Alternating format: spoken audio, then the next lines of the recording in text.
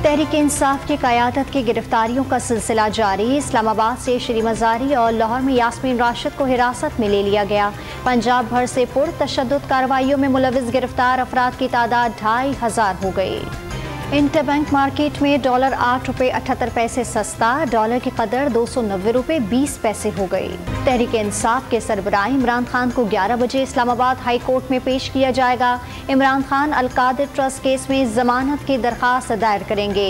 अदालत के बाहर सिक्योरिटी के सख्त इंतजाम। इमरान खान को तमाम मुकदमात में जमानत मिल गई तो ठीक, वरना आज फिर उन्हें गिरफ्तार करेंगे। चेयरमैन PTI की सहूलतकारी मुल्क के आला ओहदों पर बैठे लोग भी कर रहे हैं।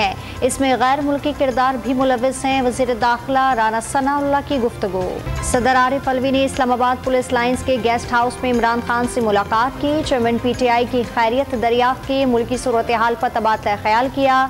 इमरान खान ने वकील से आज इस्लामाबाद हाई कोर्ट में होने वाली समाअत के हवाले से मुशावरत भी की। पाकिस्तान में जमहूरी इक़्तिदार उसूलों की पासदारी और कानून का एहतराम देखना चाहते हैं। पाकिस्तान के हालात की निगरानी कर रहे हैं। मजबूत जमहूरी पाकिस्तान अमेरिका के मफाद में है। किसी एक सियासी उम्मीदवार या जमात पर पोजीशन नहीं रखते। दुनिया के किसी मुल्क में कोई पसंदीदा उम्मीदवार या जमात नहीं। तर्जुमान अमरीकी महकमा खारजा की प्रेस कॉन्फ्रेंस। वज़ीर आज़म ने वफाकी काबीना का इजलास सुबह 11 बजे तलब कर लिया। अहम फैसलों का इम्कान। वज़ीर आज़म की मौलाना फजल रहमान से मुलाकात में सियासी सूरत हाल पर गुफ्तगू। PDM का सरबराही इजलास भी आज बुला लिया गया। पाकिस्तान को 90 जायजे की कामयाब तकमील के लिए मजीद इजाफी माली इमदाद की ज़रूरत है। पाकिस्तान को बैरूनी शराकतदारों की जानिब से फंड्स के इजरा के वादों का खैर मकदम करते हैं।